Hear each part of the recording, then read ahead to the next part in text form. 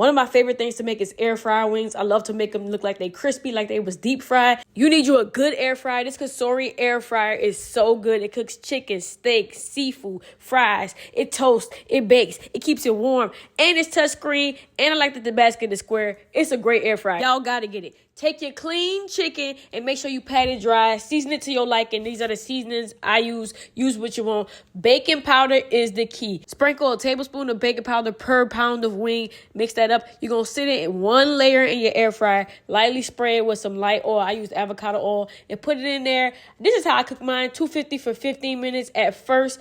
Then you flip them over. Spray them again with some oil and go back in 400 for 20 minutes. I take them out about 10 minutes through, shake it up a little bit, mix it around, then put it back in, and you get this crispy wing. Y'all heard that?